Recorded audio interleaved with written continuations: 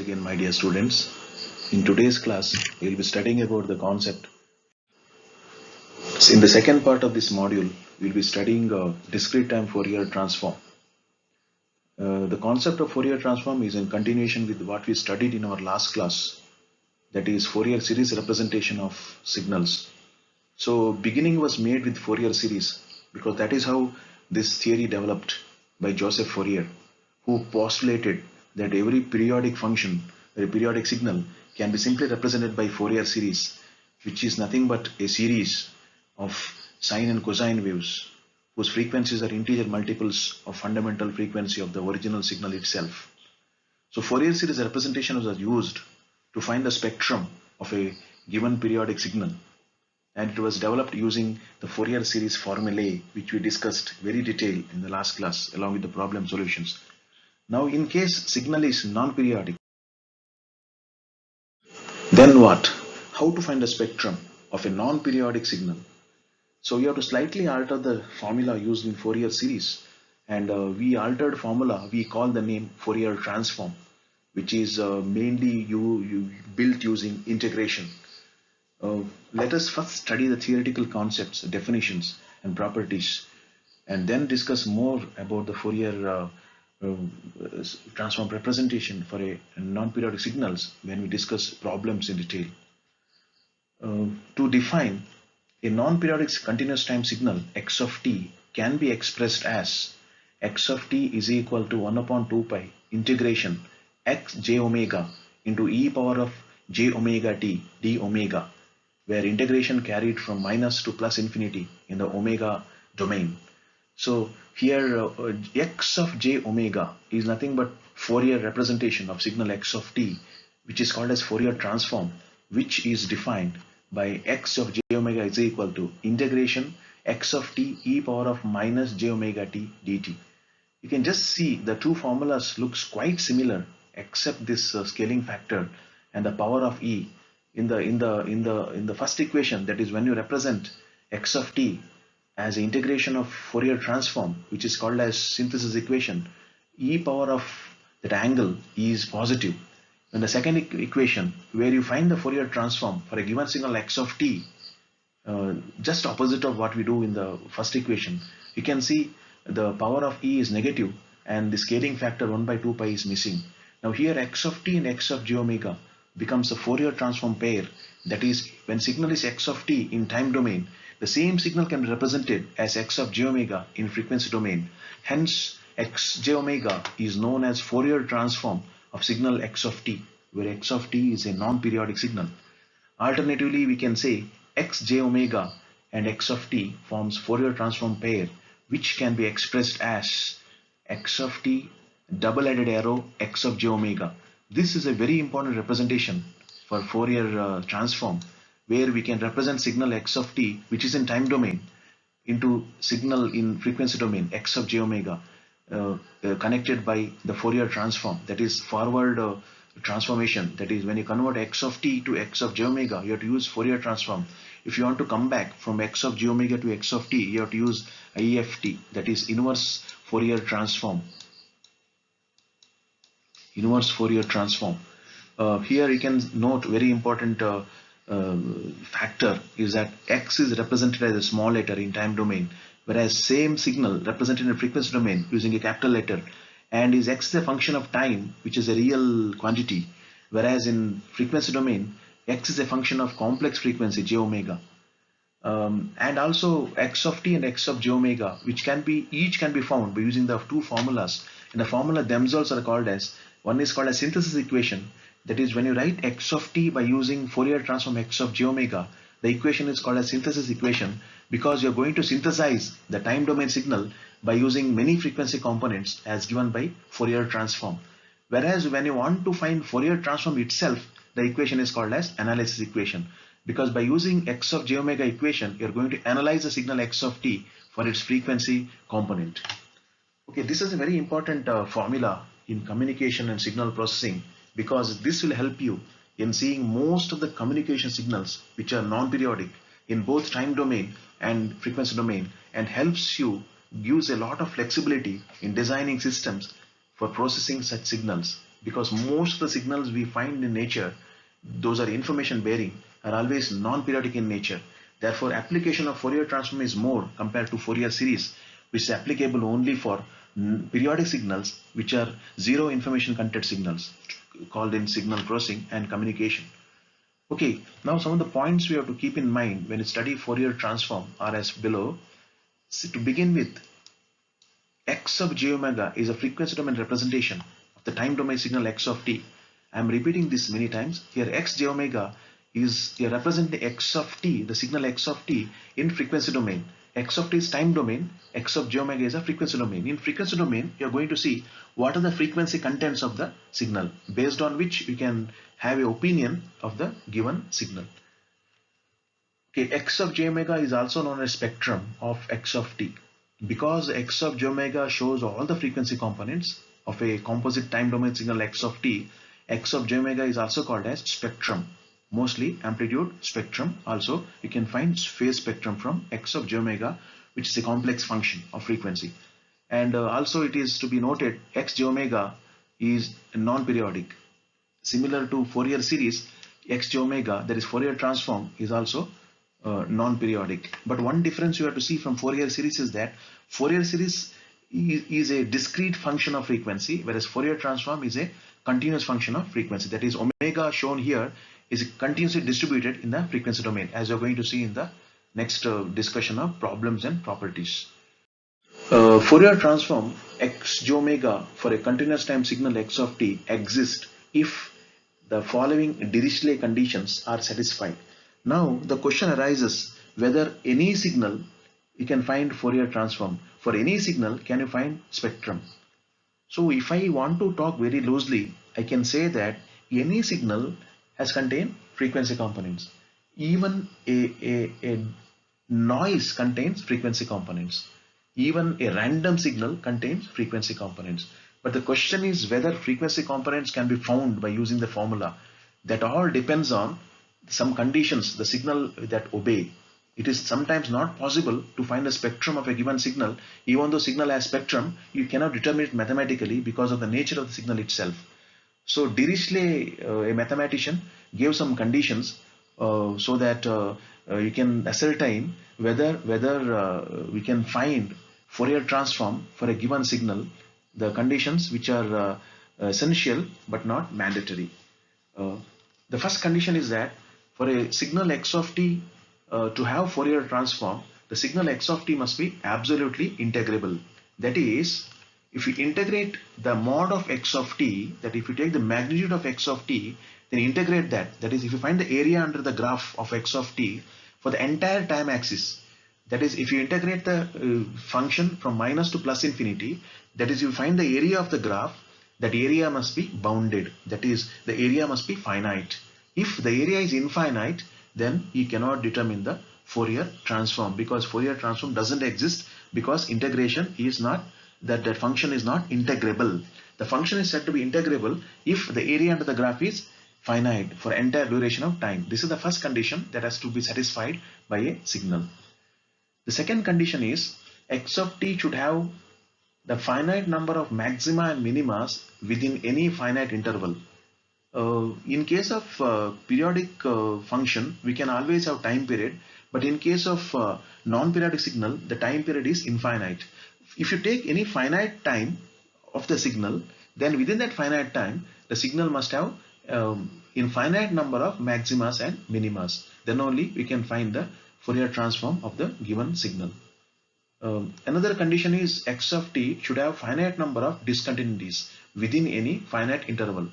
So this condition is sometimes mandatory, because if you take a noise for example, a noise is a signal which contains infinite number of discontinuities. Continuously it is changing without any rule.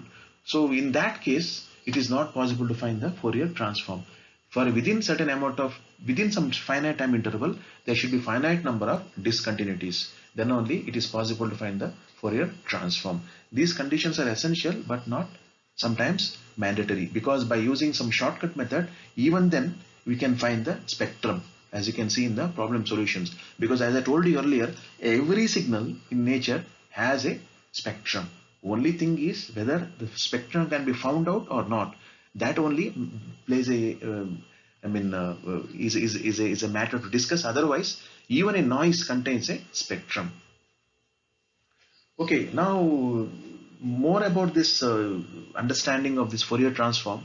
We'll understand. We'll come across once again when you solve problems. We can talk more about this, because when I show you spectrum, I can always explain more about this application of Fourier transform and how it is different from Fourier series.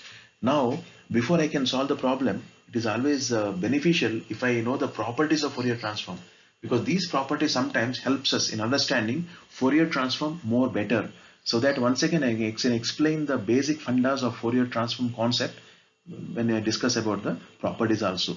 So when I apply these properties on problems, you'll understand the most of the features of Fourier transform. What are the properties? Those play a very important role in frequency analysis of signals by using Fourier transform. There are many properties. We'll discuss only 11 to 12 properties to begin with.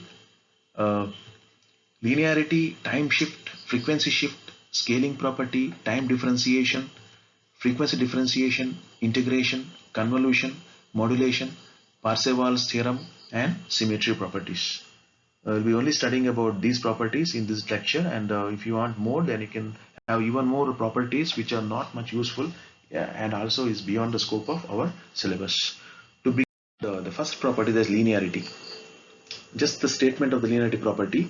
If x of t, a signal x of t has Fourier transform x of j omega, and if another signal y of t has a Fourier transform y of j omega, suppose if you club the two signals, suppose if I club x of t and y of t after scaling to different level, I will scale x of t to its level of a by a, I will scale y of t by b, then I will mix it up.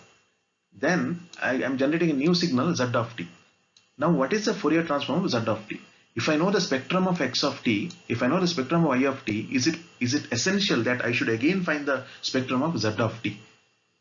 No, it is not necessary. If you already know the spectrum of the signal, they are mixed, you can always have the Fourier transform of that mixed signal as this. That is simply scale whatever level you have scaled, no, x of t, you scale to the same level x of j omega. Whatever level you have scaled y of t, to the same level you scale y of j omega, then mix them. That signal is nothing but Fourier transform of the new signal. That is, there may be n number of signals though that are mixed. Even then this law holds good. This law actually refers to superposition nature of the Fourier transform. That is, any linear system, any linear transform can have superposition principle. If you know the individual transforms, then when the signals are in a mix, you can simply club the transforms spectrum to get the overall spectrum of the mixed signal. This is a very essential property, very important property in most of the signal analysis. What is the proof for this? Most of the proof given here are self-explanatory. I'll just go through the steps. Wherever needed, I'll explain. Otherwise, it is self-understandable. To begin with, we have these definitions. X of j omega is equal to integration of x of t. This is the definition of Fourier transform. There is no explanation needed, as you have seen already this formula. So similarly, for signal y of t, the Fourier transform is found by using this formula. And similarly for z of t, that is signal z of t, which is a combination of the two time domain signals, we can find the Fourier transform by using integration of z of t e power of minus j omega t dt. This is how we can find. Okay, now what I'm using the third equation. This equation I'm using, this equation, see, I'm using, in the place of z of t, I'm writing a into x of t plus b into y of t. Then I'll just separate them, because integration is a linear operation, therefore I can separate them like this. Then I rearrange them in such a way that, so this will give the now what you can see here and here are nothing but, you can just connect this to here and you can connect this to here. See the formulas, so they are nothing but x j omega and y j omega. So if I simply rearrange this again by definition of x j omega and y j omega, I can rewrite this last expression. Very easy proof this is. So you can easily understand that Fourier transform is a linear transform as the proof. Second property is time shift. Let us see the statement of the property. If x of t has the Fourier transform x of j omega, then suppose if I shift x of t by t naught, if I delay the signal x of t by t naught, so that new signal is y of t, is nothing but delayed version of the input. Now should I find the again, if I want the Fourier transform of the shifted signal, should I again use the formula? No need. What he says is you simply multiply x of j omega, which is already known, with a phase factor e power of minus j omega t naught. So since x of t's Fourier transform is already known, if x of t shifted, then this is simply the original transform multiplied by e power of minus j omega naught. Sorry, minus j omega t naught. Omega into t naught is a phase angle. So what happens is that the essential thing you have to understand from this property is time shift results in change of phase. The amplitude remains same, only the phase gets altered. That is, time shift results in phase shift for the Fourier transform. So suppose you have a shifted version of a original signal, you can simply find the Fourier transform of the shifted version by simply multiplying the original transform with the phase factor. This is what the time shift property is. Proof is self-explanatory, just go through it. Now we take the signal y of t is equal to x of t minus t naught, and by definition y of j omega is nothing but this is the definition of Fourier transform. In the place of y of t, I am writing x of t minus t naught. Now t minus t naught is a variable. Actually I am putting another variable a. When I differentiate this equation with respect to a, then t naught is a constant, no, it is shifting, therefore differentiation of t naught is 0, therefore dt becomes dA. Dt by dA minus 0 is equal to 1. So dt is equal to dA. So wherever t minus t naught is there, replaced by a. Wherever dt is there, replaced by dA. That's what I'm going to do here. You can just see. So in this place, wherever t minus t naught is there, I'm replacing a. And wherever t is there, see, wherever t is there, I'm replacing a plus t naught. Wherever dt is there, I'm replacing dA. Now I am expanding this e power of minus j omega into a plus t naught. I'm expanding.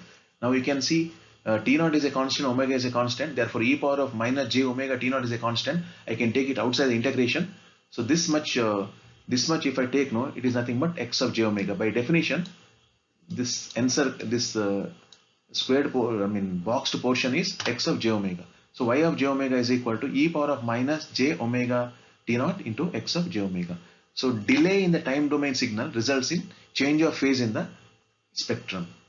So if the time domain signal is delayed or advanced, there is a corresponding change in the spectrum only in terms of phase. Otherwise, original amplitude remains the same. The help of the proof. Okay, now next is frequency shift. Instead of time shift, if I give frequency shift, that is, suppose x of t has a Fourier transform x of j omega. Now if I shift the frequency by beta, that is x of j omega minus beta, the original transform is x of j omega. Now I am delaying, that is subtracting frequency beta radians per second. What is the effect of that in the time domain? So you can see effect of changing frequency, shifting frequency is nothing but multiplying the original time domain signal with the phase e power of j beta t. Now beta is frequency, no, radians per second. Radians per second into second, time is second. Radians per second into second is radians. So this is a phase factor. E power of j beta t is a phase factor. Once again, change in frequency, that is delay, change in frequency of the spectrum results in change of phase of the time domain signal. That is, you have seen in the previous property that change of, that is delay in the time, shift in time results in change of phase of the spectrum. On the contrary, change in frequency shift results in change of phase of the time domain signal. So they are vice versa. So both will result in both time shift and frequency shift results in a change of phase of the corresponding time domain or frequency domain signal, as you can see in these two properties. What is the proof for that? As you can see, proof is self-explanatory. Just go through all these steps. This is what we will take from the left hand side. That is, suppose y of t is equal to, you'll assume that this is the property. So y of t is equal to e power of j beta t into x of t. Now you apply the formula of Fourier transform. y of j omega is nothing but integration y of t into e power of minus j omega t dt. So in the place of y of t, write this entire thing. You write. So what you wrote here is this entire thing. You can see. And, rearranging. That is yeah. Now what you can just by rearranging, that is e power of j beta t, e power of minus j omega t. You just club them together so that now this is the after the modification. This is what you get. So it is nothing but formula of Fourier transform. Fourier transform x of j omega minus beta. Because here a frequency variable is usually frequency variable is omega, but frequency variable is altered, no, omega minus beta. Therefore, Fourier transform representation will have small alteration x of j omega minus beta. So this is change of frequency is results in change of phase of the time domain signal, as you can see in this relation. That is, I'm giving other way around actually. This is frequency domain, this is the time domain now. Change of frequency, shift of frequency results in change of phase of the time domain signal. So next property is scaling. That is, see the property x of t. If the signal x of t has the Fourier transform x of j omega, then y of t is equal to x of at. That if I scale the signal, in time by scaling factor a, which is either greater than 0 or less than 0, either positive or negative, scaling factor can be positive or negative, then corresponding change in the frequency spectrum will be, the frequency gets scaled. See, omega becomes omega by a, and even amplitude gets scaled. Amplitude alters. Here amplitude is 1, but here amplitude is 1 by mod of a. So change either compression or expansion of the time domain signal results in change of the spectrum in the respective manner with change in amplitude as well. So this again, the proof is self-explanatory. You can see. Now let us start with the a positive. If a is positive, then take at as tau. So dt is equal to 1 by a d tau. So substitute in above equation, and what you get is this. Wherever at is there, replace that by tau, and wherever dt is there, 1 by a into d tau, and wherever t is there, replace by wherever t is there, replaced by tau by a. That is, here you can see this is tau by a. Omega is as it is, only t is replaced by tau by a. So this is the formula of Fourier transform, no? 1 by a is a scaling factor, it is there. It is see, 1 by a is there because I am replacing dt by d tau by a, no, d tau. Therefore 1 by a I am taking outside. Now if you see only this much, this is the formula of Fourier transform. So x of j omega, here frequency is actually omega by a.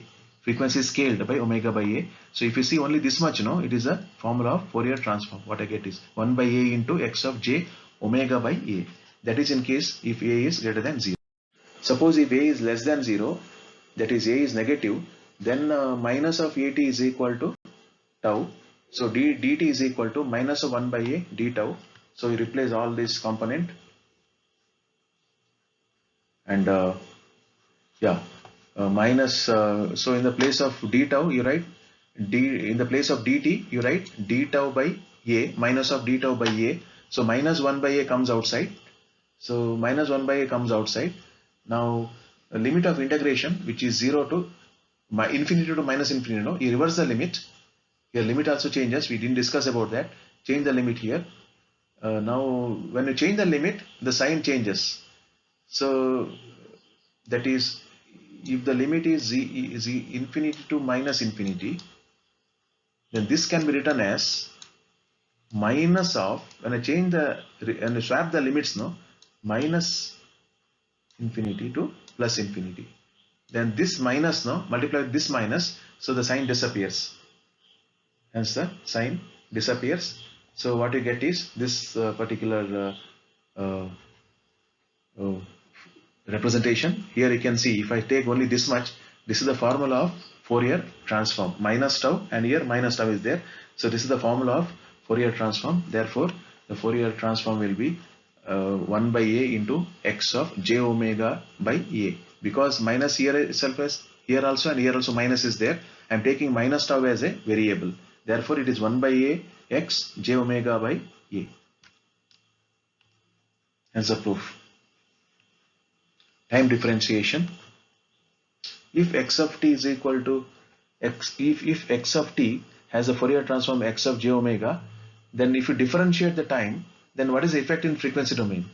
See, in case if you have a differentiated signal, then its frequency domain counterpart will be x of omega j omega itself multiplied by j omega. You simply multiply a complex frequency for x of j omega, you will get its Fourier transform representation. Suppose you have x of t, then if you have a differentiated form of x of t, then you need not find the Fourier transform once again. What you do is you simply take the original transform and multiply that with the j omega, you'll get the necessary transform. So this is a very useful property in problem solutions, as you can see in the problems next when you finish this class. Okay, now what is the proof? Once again, proof is self-explanatory. I am taking this formula now. This formula, can you tell me what is this formula? This formula is about synthesis formula. I am writing inverse. This is also called as inverse Fourier transform formula, because by using Fourier transform, I am getting back original signal x of t. This is actually inverse Fourier IFT formula I am taking now in order to prove this. X of t is equal to 1 upon 2 pi integration x of j omega into e power of plus j omega d omega. This is actually analysis equation I am taking for the first time. So what I do is I will differentiate both sides, because I want to find the Fourier transform of d by dt of x of t. No? Therefore, differentiate both sides by with respect to time. So what I get is this: d by dt of x of t is equal to d by dt of all these things, entire formula. Now I will interchange the position of differentiation of integration, changing the order of differentiation integration. That I can always do that, because integration and differentiation of converse of each other and both are linear. Hence I can always do this. I can change the order of differentiation and integration. If I do that, then what I get is this 1 by 2 pi. I am taking integration outside with the 1 by 2 along with the 1 by 2 pi, differentiation inside. So when I take differentiation inside, I am going till here. See, this I am differentiating now with respect to t. Now in this equation, both omega and time are there. No. Now I am only differentiating with respect to t, not with respect to omega. Therefore I am using partial derivative. See the symbol here, partial derivative. Why I am using dou by dou t? Because here I can differentiate both omega as well as with respect to time. But I am differentiating only with respect to time, taking omega as constant. Therefore I am using this symbol dou, not d. This is called as partial derivative. So when differentiate e power of j omega t with respect to t, what I get is this. Now because omega is j omega is a constant, the j omega comes out like this, and e power of j omega t d omega. Now therefore I can club these two. I can club these two now. If I club these two, I get like this. So this is nothing but synthesis formula. This is actually synthesis formula whose time domain equivalent is d by dt of x of t. So this is time domain signal. This is time domain representation in terms of Fourier transform. So actually, when I take 1 by 2 pi and integration of x j omega, this results in time domain signal, no? Basically. So therefore, I am relating d by dt x of t with the j omega x of j omega. So that is differentiation of the signal x of t is nothing but multiplication with j omega for the original spectrum. So this relation is very important. You please just go through it one more time. Try to understand what it says, because you have got a lot of application of this particular property in problem solutions in the next class. Okay, now time differentiation is over. Now frequency differentiation. Suppose if I differentiate frequency signal, that is spectrum, with respect to omega. Earlier I differentiated time domain signal with respect to time. Now I am going to differentiate frequency domain signal with respect to frequency. What is the effect of that? Effect of that is multiplication of x of t with the minus jt. That is, you are multiplying x of t with a complex time variable. That is minus of jt. That is, if you differentiate x of j omega, it is same as multiplying time domain signal with the minus of jt. That is complex time function, negative complex time function. This property is sometimes used in some applications. So what is the proof? So now I am taking analysis equation, whereas previously for proving the time differentiation I took synthesis equation. Now I am taking analysis equation because I have to integrate, I have to differentiate x of j omega. No, therefore I am taking x of j omega is equal to integration of x of t e power of minus j omega t dt. Therefore I am differentiating both sides with respect to omega now. Differentiating both sides with respect to omega, what I get is this. This what I am getting. Now I will change the order of differentiation integration as I did in the previous. So I will differentiate e power of uh, minus j omega. If I differentiate e power of minus j omega with respect to omega. Now time is taken as constant here because I am differentiating a frequency domain signal now. Therefore omega is a variable here, time is a constant. So therefore I am using this dou by dou omega, which is a partial derivative. So here jt minus jt is a constant. Therefore when I differentiate, what I get is this. See, x of t minus jt into e power of minus j omega t dt. Now I can club these two. So what I get is this. This is nothing but the formula of Fourier transform. Now this is the Fourier transform modified equation, no? D by d omega of j omega. If I compare, then what I get is this. That is the d by d omega of x j omega is nothing but in time domain it is minus jt x of t. So they are the Fourier transform pairs. Okay, next, convolution. Very important property. This particular property has got many applications in the signal processing domain, especially when you want to analyze or design a linear time invariant systems. This property plays a very important role in such designs. What convolution property of Fourier transform states? It's a very interesting property. See, you can hear, if x of t has a Fourier transform x of omega, if another signal y of t has a Fourier transform y of j omega, then suppose there is a convolution to be made between x of t and y of t to generate z of t, then this can be simply done by multiplying their spectrum. See, in frequency domain, simply multiply spectrum. In time domain, you are convolving the two signal. It is same as multiplying the frequency domain signals. So convolution in time domain becomes multiplication in frequency domain. This invention, no, this kind of mathematical invention has made a very big phenomenal growth of signal processing tasks. Otherwise, people were simply convolving to get the output. We normally convolve input with the impulse response, no, as we saw in the first and second module. So convolution is a very lengthy process. It is quite laborious because in convolution you have to fold one signal, then shift, multiply, then add, all those things you have to do, no? So it takes a lot of time. It's time consuming process. Rather than simply convolving two time domain signals, you simply multiply their spectrum. You simply take the Fourier transform of x of t, you'll get x of j omega. Then take the Fourier transform y of t, you'll get y of j omega. Multiply them, then you'll get z of j omega. Now to get z of t, no, you take the inverse Fourier transform. That's all. So just by taking inverse Fourier transform of z of t, you'll get the time domain signal. You'll get the time domain signal z of t. Z of j omega inverse Fourier transform is z of t. So z of t is nothing but x of t convolution y of t. So you're transforming the convolution problem into simple multiplication problem. Only the process you have to do here is forward and reverse transform. You have to take. You take the forward transform of original signals, then multiply their transforms, then take the inverse Fourier transform of the product. You will get back the time domain convolved signal.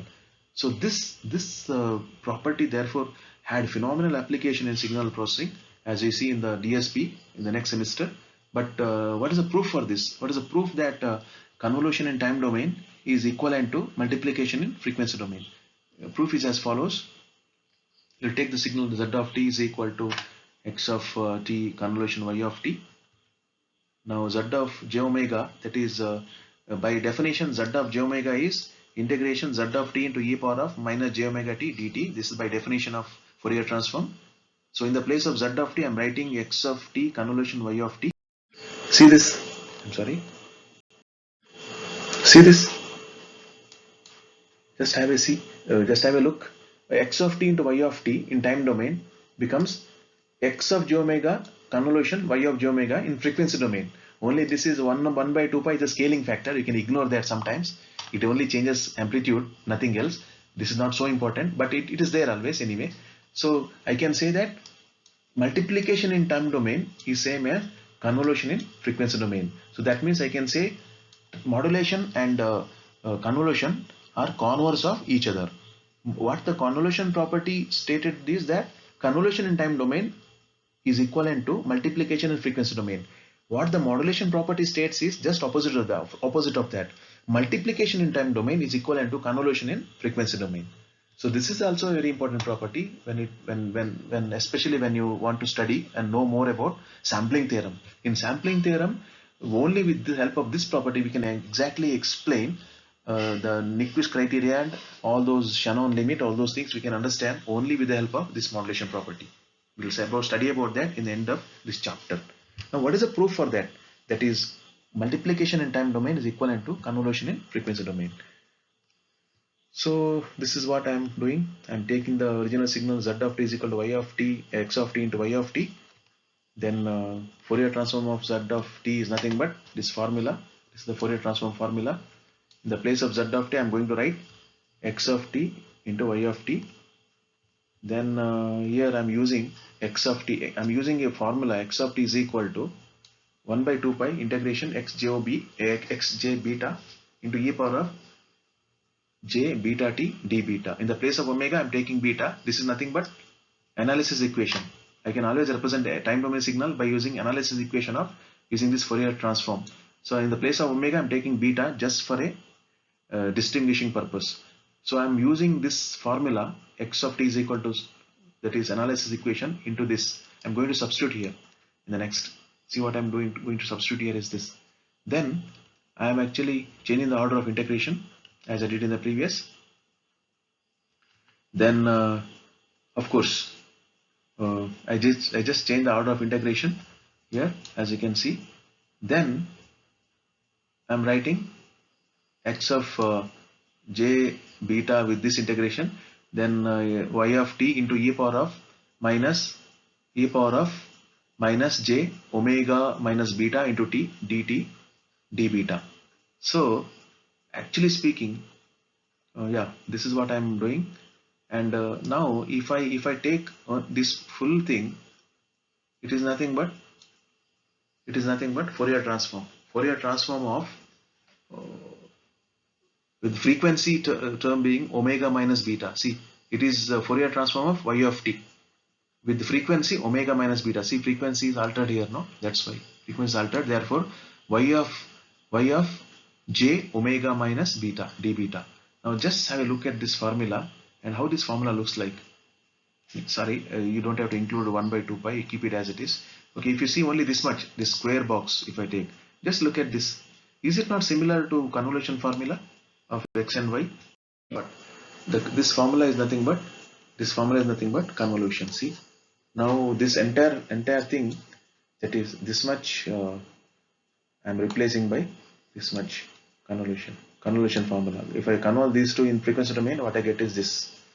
So therefore, this is the proof that multiplication in time domain is same as convolution in frequency domain. Okay, next is duality property. In duality property, what you can see is suppose x of t has a transform x of j omega. Now suppose x of jt, that is if time domain signal has the same shape as the frequency domain. Time domain signal has the same shape as the frequency domain. That is, suppose time domain signal itself is similar to spectrum x of jt, then its frequency counterpart can be obtained by simply the original signal itself, that is shape of the spectrum will be similar to time domain signal, original time domain signal. That is, I can say cross Erase all this. Okay, now I can have a connection like I can always have a connection like this and this. I can always connect this and this. That is, if x of t is equal is as a Fourier transform x of j omega, then capital X of j t has a Fourier transform x of minus omega into 2 pi. To understand this property, I will solve one problem in my next class. Okay. Otherwise, now for you.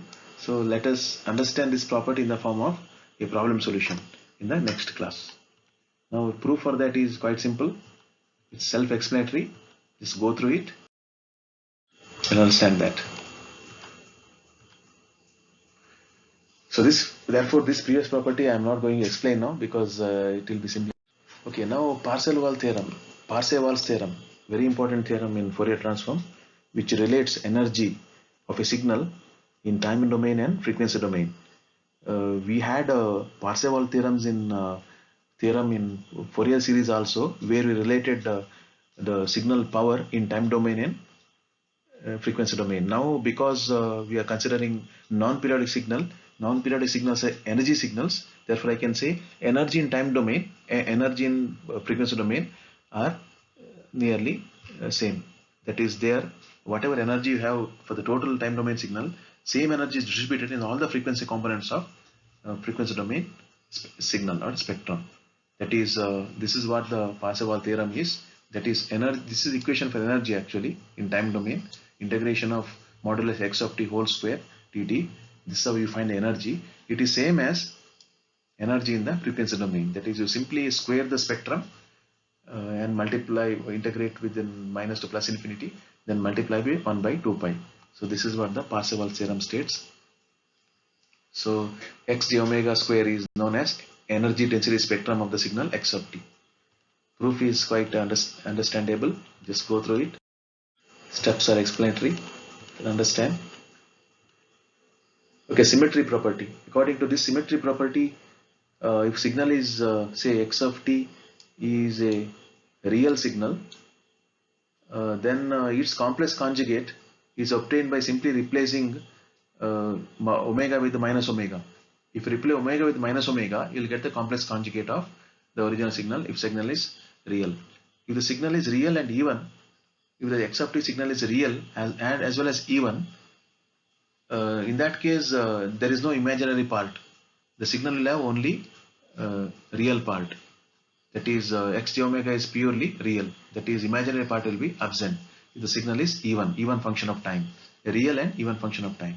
So we normally assume time domain signal to be real only. So frequency domain signal is complex. In that complex representation, imaginary part will be absent if the signal is even. Now, if the signal is odd, a real anyway signal has to be real. If the signal is odd, time domain signal is odd, then the frequency domain representation will have only imaginary part. Real part will be 0. Real part of x j omega will be 0 and x j omega will be purely imaginary. That is, if x of t is even, then frequency domain representation will not have imaginary part. If signal x of t is odd, then the frequency domain representation will not have real part. But most of the time signals are neither even nor odd. In non-periodic signals, the most of the cases we handle are signals which are neither even nor odd. In that case, the spectrum will have both real part and imaginary part. So this also has a proof which I'm not discussing now. Please refer the textbook for that. They're again self-explanatory. Now I'm going to end this